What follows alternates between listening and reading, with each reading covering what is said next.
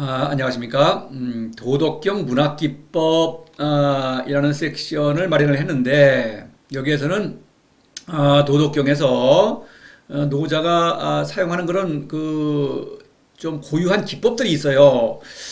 그것들을 반드시 그 간파를 해야만 합니다. 그래야만 노자가 말하려는 그 흐름을 따라가면서 좀 리드미컬하게 도덕경을 이해할 수가 있는 것입니다.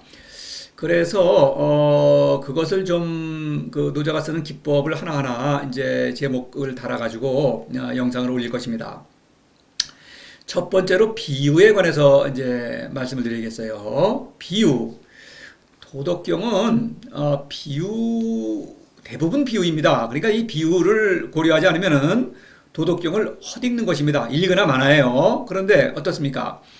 이 우리가 흔히 볼 수 있는 그런 그 책들이 있죠. 시중에 그런 해설서들 강의도 있죠. 뭐 유튜브 강의도 있고 뭐 교양 강좌들도 있네요. 저도 몇 개 들어봤습니다. 그다음에 뭐 학교에서는 이제 도덕경을 정말 많이 연구한 사람들이죠. 그런 사람들이 이제 학생들을 가르치고 있습니다. 근데 이거 사람들이 비유를 고려하지 않아요. 그러니까 이제 이 도덕경 자체 문구만 가지고 그걸 어떻게 번역을 해가지고 풀이를 하려고 하는데 번역 자체가 되질 않습니다. 그리고 또 그 엉터리로 해봐야 얘기하는 거는 전부 넌센스죠. 사실 그렇습니다. 놀랍게도. 그래서 이 도덕경을 전혀 모르고 있는 것입니다. 그 사람들은. 왜냐면 노자가 하려는 말과는 전혀 그런 의도와는 전혀 다른 얘기를 하고 있으니까. 자, 보겠습니다. 이 제가 비유의 필연성 이런 제목을 달아봤는데 보겠습니다. 반드시 노자는 비유를 써야만 한다는 것입니다. 그냥 문학적 기법이 아니에요. 그거 물론 문학 기법이지만 그런 용도로 쓰는 것이 아니라 그럴 수밖에 없다. 이런 얘기입니다. 자, 노자의 도는 무입니다. 무라고 할 때 이건 뭐 형이상학적인 어떤 그런 얘기를 하는 게 아니고 추상적인 얘기를 하는 게 아니고 초이성적인 어떤 존재, 신이죠. 사실 신에 관해서는 알 수가 없죠. 그런데 그 어떤 알 수 없는 존재를 어떤 와의 성인은 어떤 성인이죠. 도를 실천하는 사람을 성인이라고 하죠. 그래 성인은 그런 존재와 어떤 교감을 하고 있는 것입니다. 그래서 그 사건을 기술한 것입니다. 그러니까 노자 자신이 겪은 무해 사건이에요. 무해 사건이라고 하는 것은 노자와 그 신이죠. 신이 교감한 사건입니다.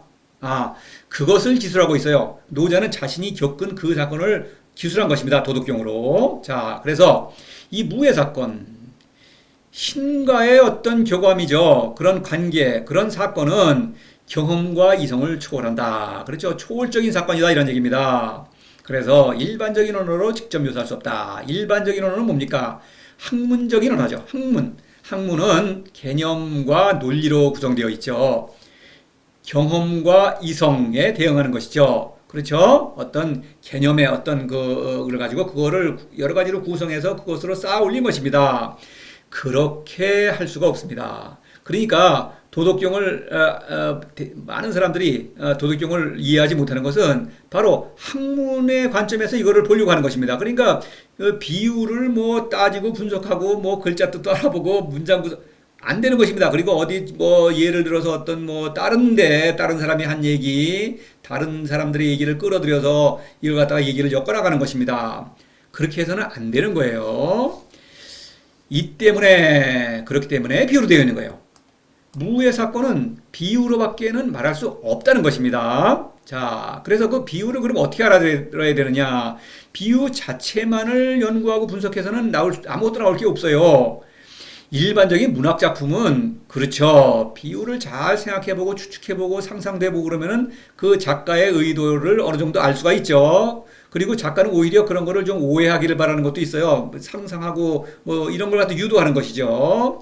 그렇지 않다 도덕경은. 그렇죠. 그러니까 이 비유를 알아듣기 위해서는 노자는 자신이 겪은 그 사태를 똑바로 지적하고 있는 것입니다. 그러니까 거기는 오해의 여지가 없어요. 그래서 비유를 알기 위해서는 도를 실천한다. 그래서 비유가 지시하는 그 사건을 스스로 목격한다. 그때야 아하 노자가 이런 말을 했구나. 왜 이렇게 표현했구나 라고 이해할 수 있는 것이다. 그러니까 노자가 비유로 말한 것을 보고 그것은 그만 봐서는 안 되고 자신이 도를 실천을 한다면 반드시 노자가 말하는 그 비유하는 사건을 스스로 목격하는 것입니다.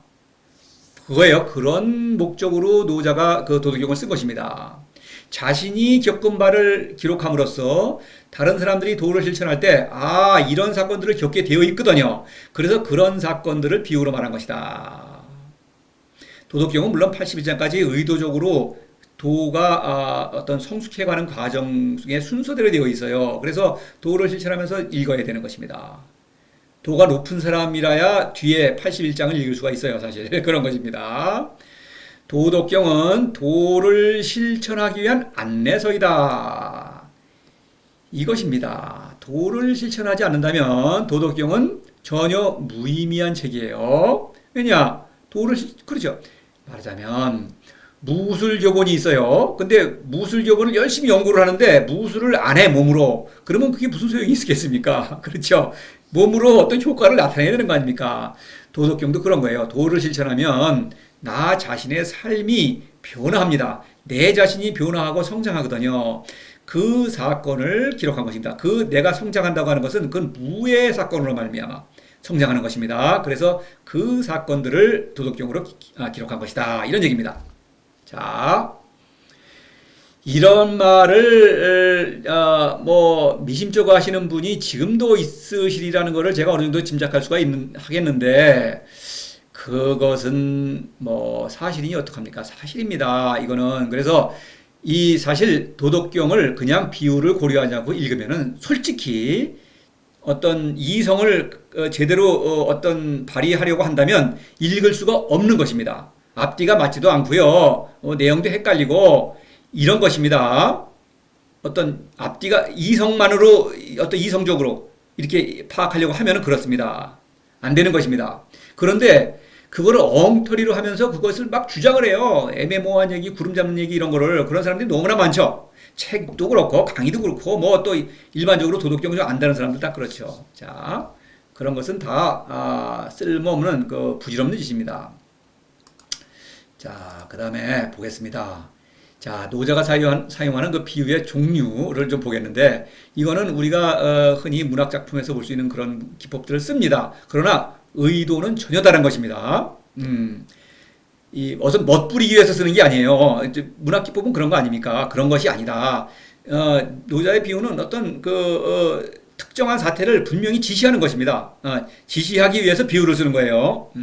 자, 직유, 은유, 흔히 우리가 볼 수 있죠. 상징도 볼 수 있죠. 유추라고 하는 것은 알고 있는 사태, 어떤 화자와 청자가 알고 있는 사태에 비추어서 화자가 알고 있는 사태를 말하려고 하는 것이죠. 그런데 이 노자가 사용하는 유추는 노자만 알고 있는 거죠. 무의 사건은. 그러니까 독자는 몰라요. 그런데 스스로 도를 실천함으로써 노자와 그 사태를 공감하는 것이죠. 그런 것입니다. 그래서 유추는 유의 사건에 관한 얘기를 하면서 무의 사건을 말하고 있는 것이죠. 우화적인 수법도 있어요. 우화는 어떤 그 스토리를 통해서 어떤 인생사에 대한 그 지혜를 말하죠, 흔히. 그런데 노자가 쓰는 우화는 어떤 스토리라기보다는 어떤 풍경이나 해화, 그렇죠? 그런 장면을 그린 다음에 그로부터 도의 사건을 지시하도록 하는 거예요. 어떤 풍경과 도의 사건을 1대1 대응하는 거예요. 그런 수법입니다. 자, 예를 들어보겠습니다. 하나씩만 예를 들겠어요. 물론 이거 말고도 많이 있죠, 도덕경에는. 자, 직유. 죄송합니다. 상선약수. 상선은 물과 같다. 물모와 같다. 이게 직유죠. 그런데 어떻습니까, 이거? 이거 상선약수 유명하죠. 그래서 이거 아주 훌륭한 글이라고 그러면서 물을 참비하고 물과 같이 살아라. 여러 가지로 막 그냥 이런저런 얘기를 하는 것입니다. 다 난센스죠. 이 상선은 무의를 가리키죠. 근데 물과 같다고 하는 것은, 물이라고 하는 것은 기죠. 도에서 내려오는 그 어떤 힘이죠. 물리적 힘이 아닙니다. 신적인 생명력이랄까, 지혜, 이런 힘입니다. 겪지 않으면 모르는 것입니다. 기를 스스로, 기의 활동을 겪지 않으면 이걸 알 수가 없는 거예요. 이런 것입니다. 자, 또 보십시다. 저기 3장에서 보면은 좌기의 해기분 화기광 동기진, 이런 말이 있어요. 이거 이 문장만으로 뭘 알겠습니까? 이 여기서 이 어떤 날카로운 거는 꺾고, 그렇죠? 삐죽삐죽 나오는 거 꺾는다 이거죠. 실타래 같이 엉킨 거는 풀어진다 이거죠. 그 다음에 빛은 뭐 이렇게 어우러진다. 빛, 화기광이라는 거는 어떤 사태입니까? 빛을 뭐 이렇게 뭐 흐트러뜨린다는 것입니까? 어우러진다. 또 동기진, 이거 뭡니까? 티끌을 모아요? 티끌을 하나씩 모은다는 것인지. 이것만으로는 알 수가 없는 것입니다. 여기에 기라는 글자가 있죠. 그 사태, 그 다 어떤 무의 사건을 지시하는 것입니다. 그래서 뭐 이 뜻은 뭐 자세히는 뭐 이 물의 흐름이죠. 좌기의 해기부는 물이 흘러가는 모습에 비유를 하고요. 이건 화기관 빛에 비유를 한 것이죠. 동기지라는 것은 이거는 어떤 뭡니까? 우리가 겪는 사건들의 수많은 사건들이 있죠. 그거를 비유하는 것이죠. 진이라는 거는 티끌 하나죠. 그러니까 사소한 사건. 이렇게 지시하는 거예요. 그런 것도 다 아우른다. 모은다고 하는 것은 모든 사건이 다 유의미하다. 뭐 이런 정도의 얘기죠. 이거는 뭐 제가 뭐 자세히 말하려는 의도가 아니니까 이 자체로는 알 수가 없죠. 그래서 이거는 도의 사건인 거예요. 내 안에서 일어나고 있는 사건입니다. 내가 일으키는 사건이에요. 상징. 자, 상징이라는 거 봅시다. 함덕지후 덕을 먹으면 두텁게 먹음었다고 되어 있죠. 비어 적자 갓난아기 상징이죠. 그러니까 성인은 갓난아기와 같다는 거예요. 젖발이 젖 먹는 갓난아기입니다. 함덕지후죠. 함덕이라는 것은 덕을 머금었죠. 덕을 머금었다는 것은 어린아이가 갓난아이가 엄마의 젖을 담뿍 물고 있는 그런 모습과 연상되는 것입니다. 그것도 연상시키는 거예요. 당연히 두텁게 머금고 있죠. 머금고 있다. 이것은 갓난아이가 그냥 배고프니까 그냥 젖을 그냥 덥석 물고 있는 것이죠. 함덕지후. 성인이 그 훌륭한 성인을 말하고 있는 거예요. 그 갓난아기입니다. 이게 뭡니까? 뭔가를 지시하고 있죠.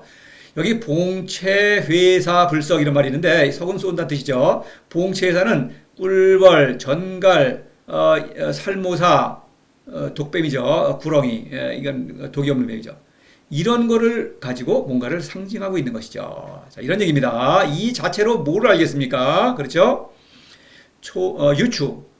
총욕 약경. 총욕 약경은 총이라는 거는 왕이 신하를 사랑하는 것이죠. 욕은 왕이 신하를 욕보이는 것입니다. 왕이 신하를 사랑하면은 좋죠. 출세하고 녹봉도 많이 주고 뭐 영광이 뭐 영예가 더럽지 않습니까? 근데 왕이 욕을 보인다. 그러면 이거는 뭐 잘못하면 죽죠. 자기만 죽는 것도 아니죠. 아주 패가망신이죠. 자, 이것은 왕과 신하의 그 어떤 관계죠. 그러면 신하가 이런 일을 겪는다. 왕의 신하가 되려면 어떻습니까? 지혜로워야 하는 것이죠. 지혜로운 사람이 이런 비참한 처지가 된 거죠. 왕의 눈치를 보는 것입니다. 이것에 빗대어서 어떤 사건을 말하고 있는 것입니다. 이것을 이 왕과 신하의 관계를 얘기하는 게 아니에요. 여기서는 명예를 가리킵니다. 사람들한테 인정받으려고 하는 것은 마치 신하가 왕의 눈치를 보는 것과 같다. 그렇죠? 생사에 관한 문제다. 돈은 생사에 관한 문제거든요. 이런 것을 말하고 있는 거예요. 우화적인 수법도 있어요. 자, 치대국 약팽소선. 약팽소선 유명합니다. 자, 치대국은 이제 이 현동 성인들의 어떤 나라 이런 걸 가리키는데 그건 뭐 중요하지 않습니다. 지금은 약팽소선. 이거는 이제 물고기입니다. 생선이라 그러면 마치 소금에 절인 거 뭐 이런 걸 상상하는데 여기서는 철렵 가서 물고기 잡아서 이제 그걸 끓여 먹는 장면입니다. 그래서 물고기를 끓여 먹는 것과 같다. 그 뭡니까? 이거 가지고 뭘 할 수 있겠습니까? 그렇죠? 물고기를 끓여 먹을 때 어떤 화덕이 있고 어떤 그 물 끓여 먹는 그 오지 그릇이랄까 그런 게 있겠죠. 거기에 물을 부어야 하고 또 양념도 풀어가지고 하고 그다음에 물고기를 집어넣고 매운탕을 끓이겠죠. 이런 장면을 상상하도록 한 다음에 그로부터 무의 사건을 지시하고 있는 것입니다. 이런 거예요.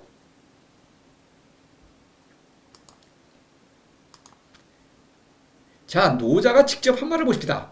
제가 뭐 당신이 이거 무슨 얘기냐, 당신만 그러는데 다른 사람들은 그런 말 안 하는데 당신만 그런 얘기를 합니까? 저한테 이제 그렇게 반문하실 수도 있겠습니다만은 노자가 한 말이 있죠. 그래서 노자의 말로 여러분에게 지금 제가 저를 변호하려고 하는 것입니다. 자, 고지선 위사자 미묘현통 심불가지 이거 말이죠. 이것도 고라는 거는 무의 사건이죠. 이거 성의를 가리키는 것입니다. 미묘현통 이거 가지고 뭘 알겠습니까? 그렇죠? 심불가지 깊어서 모르겠다는 것이죠. 성인은 너무 깊어서 하는 일을 잘 모르겠다. 성인이 보통 그 일반 선비들이라면 뭐 깊어서 모르겠습니까? 알겠죠. 근데 모르겠어요. 그래서 여하튼 부유불가지. 그저 부유 결코 부유는 강조하는 거죠. 모르겠다. 성인에 관해서는 모르겠다는 것이죠. 그런데 그러므로 강위지용 억지로 강은 억지로라는 뜻입니다. 그것의 그 모습을 용은 모습이죠. 모습을 그려보면 억지로 모습을 그려본다고 그랬어요. 그러니까 이것은 비유로 말하겠다 이런 뜻입니다. 그 뒤에 보면은 뭐 예해 약 동섭천 그래가지고 겨울에 냇물을 건너는 것과 같고 이게 뭡니까?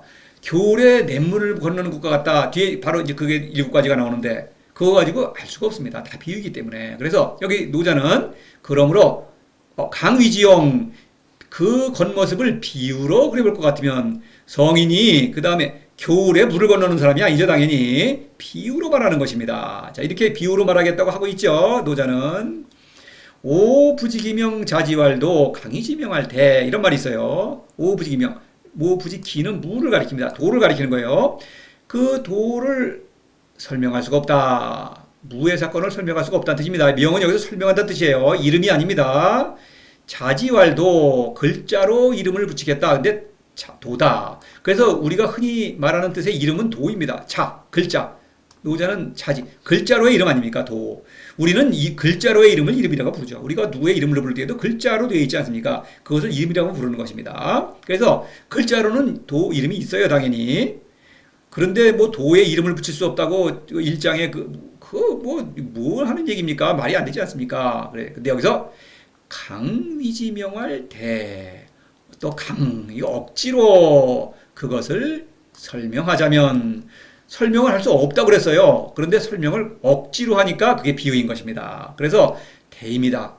도는 크다고 할 때 이거는 비유이지 크다는 것은 우리가 상상할 수가 있죠. 보거나 상상할 수 있지 않습니까? 무는 그런 대상이 아니에요. 그래서 이거 비유로 말한 것입니다. 이것은 또 도를 실천하면은 노자가 왜 이거를 대라고 말했구나 라는 걸 알 수가 있는 것입니다. 자, 또 비도지제천하 유천곡지여 강해. 비유죠. 그래 비유로 말한 것입니다. 도가 천하에 있는 것을 비유하니까 냇물과 골짜기죠. 천곡이 강과 바다로 가는 것 같다. 이렇게 비유를 하지 않았습니까? 그렇게 비유를 쓴다고 노자가 직접 말한 게 있죠. 그러면 이 비유를 알아들어야겠죠. 천곡지여 강해. 뭘 알아듣습니까? 이거는 무의 사건이죠. 도를 실천해야만 이 뜻을 알아들 수가 있는 것입니다. 함덕지후 비어적자. 아까 상징 얘기를 했죠. 그래서 이제 근데 여기서 비가 나왔으니까 함덕지후 비어적자. 갓난아기에게 비유하겠다. 그렇게 말한 것입니다. 비유죠. 여기서 갓난아기에 대한 어떤 무슨 연구를 해갖고 뭐가 나오겠습니까? 그죠? 그리고 이 문장은 이걸 모르니까 이 문장만으로는 무슨 뜻인지 모릅니다. 그냥 문장 겉으로만 봐서는. 그러니까 뭐 그냥 건너뛰거나 엉뚱한 얘기하거나 그럴 수밖에 없는 것이죠. 도를 실천하지 않는다면. 그래서 여러분이 흔히 접할 수 있는 그런 그 책들, 강의들 뭐 이런 것들은 모두 난센스인 것입니다. 제가 괜히 남을 깎아내리려고 그러는 게 아니에요. 사실을 말하는 것입니다. 난센스이니까 난센스라고 말하죠. 안 그러면 제가 이거 그런 말 할 수가 없죠, 당연히. 이 말을 듣고 억울한 분들이 있으면 저한테 얘기를 하세요. 정말로. 정말 제가 웃을 수밖에 없는 그 사정이 정말 저도 안타까운데, 그렇습니다. 자, 제가 여기에 예수의 얘기를 끌어왔어요. 이걸 신구교 무슨 여러 종파들 그리스도교 신자들은 많죠. 그래서 이제 성서에 익숙하신 분들도 있겠습니다만 그렇지 않으신 분들도 있겠죠. 근데 예수가 말하는 신은 노자의 도와 같은 그 존재입니다. 무라고 한 것이죠, 노자는. 그래서 알 수 없는 존재. 그래서 예수는 신을 성서에 보면은 예수가 직접 그렇게 말한 적은 없지만 아무도 신을 본 적이 없다 이런 말이 있죠. 그래서 이제 이 간접적으로 예수도 신을 알 수 없다는 사람은 신을 알 수 없다는 얘기를 한 게 많이 있어요, 사실은. 자, 여기서 비유에 관해서만 말을 하죠. 알 수 없는 존재이기 때문에 그 존재를 사랑하고 신을 사랑하고 그 사랑의 효과를 낮춰 그 사건도 또 어떤 초이성적인 사건인 것입니다. 그러니까 비유로밖에 말할 수가 없는 거예요. 그래서 이런 말이 있죠. 제자가 예수에게 물은 것입니다. 저 사람들에게 왜 비유로 말씀하십니까? 이렇게 물었죠. 그렇게 물어야만 마땅한 것이죠. 예수는 늘 그 알쏭달쏭한 말을 하니까. 그래서 이런 말을 하죠. 여러 가지 말을 하는데, 여러 가지 이 마테오 13장 10절을 보면은 길게 말을 하는데, 그 중에서 좀 핵심적인 거, 내가 저 사람들에게 비유로 말하는 이유는 이렇습니다. 예수가 직접 대답을 했죠. 그들은 보아도 보지 못하고, 들어도 듣지도 못하고, 듣지도 이해하지도 못합니다. 이거 좀 대답이 엉뚱하지 않습니까? 자, 이것입니다. 신을 사랑하지 않기 때문에 저 사람들은 보아도 보지 못하고 예수가 하는 일을 봐도 이거를 무슨 의미를 모른다는 것이죠. 예수가 하는 말을 들어도 이해를 못한다는 거예요. 왜냐하면 예수는 비유로 말하고 있으니까. 그러니까 신을 사랑해야만 예수의 말을 알아들을 수가 있는 것입니다. 보통 일반적으로 이 지식은, 학문이라는 건 그렇죠. 공부를 한 다음에 그것을 실제로 이제 어떤 현실에서 적용을 하죠. 그러니까 알고 나서 어떤 실천을 하죠. 그런데 신을 사랑하는 일은 다른 것이죠. 신을 먼저 사랑해야만 예수가 하는 말을 알아들을 수가 있는 것입니다. 그것이 비유예요. 예수의 비유 자체를 아무리 연구해봐야 그건 모르는 것입니다. 그래서 성서를 실제로 참으로 이해하는 사람들을 제가 만나질 못하겠어요, 사실. 그렇게 그 예수 믿는 사람들이 많아도 믿질 않는 것이죠. 믿는다고 주장하는 사람들이죠. 예수의 말을 믿지 않으니까 신을 사랑하지 않으며, 그러니까 예수의 비유를 이해하지 못하는 것입니다. 예수는 이 모든 것을 비유로 말하였고, 비유가 아니면 아무것도 말하지 않았다. 자, 노자가 비유로밖에 말할 수 없는 그 이유, 예수도 같은 것입니다. 예수가 무슨 뭐 문학자, 소설가나 무슨 뭐 그런 얘기꾼도 아니고, 또 무슨 또 문학적 어떤 그런 어떤 그런 거를 발휘하려고 그러는 사람도 아닌 것입니다. 또 듣는 사람 골탕 먹으려는 것도 아니고 그런 거예요. 그럴 수밖에 없는 것입니다.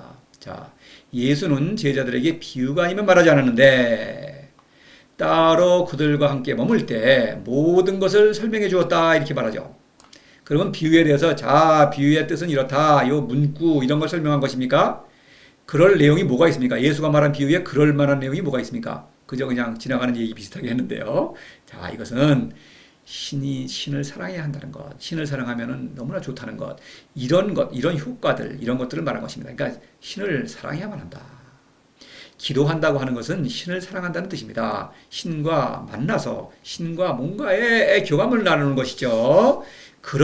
바로 도를 실천한다는 것도 바로 그것입니다. 그래서 설명해 주었다라고 하는 것은 신을 사랑해야 한다는 것을 납득시켜 주었다. 그러니까 제자들은 신을 사랑함으로써 예수의 비유를 알 수가 있는 것입니다. 자, 이 비유, 제가 이 풀이 이제 원문을 이제 번역을 하고 이제 풀이를 하지 않습니까? 다 올라가 있습니다. 그래서 모든 것이 이 비유에 대한 풀이인데, 이것도 제가 풀이하는 것도 어느 정도 납득은 하실 수 있겠죠. 여러분이 그러나 도를 실천하시라고 권유하는 뜻입니다. 그래서 도를 실천하신다면 제 풀이를 듣지 않아도 돼요. 그냥 도덕경, 물론 한문의 장벽이 있겠죠. 한문에. 그러니까 그런 것은 모르면 우리가 서로 무엇인지 더 알아볼 수도 있고 가르쳐 줄 수도 있고 그렇죠. 그거는 뭐 별거 아닙니다. 그래서 스스로 비유를 이해할 수가 있는 것입니다. 물론 제가 풀이하는 그거를 들으시면 더 비유를 알아듣는데 더 좋죠. 도를 실천하는데 더 도움이 되는 것입니다. 도덕경은 그 과정에서의 어떤 그 사건들을 그 도가 깊어지는 순서대로 기록한 것이니까 1장부터 81장까지 이런 것입니다. 자, 도덕경은 비유를 풀지 않으면 하나도 알 수 없다. 그리고 비유를 알아들려면 오직 도를 실천해야만 한다. 그렇죠? 자, 이상으로 마치겠습니다.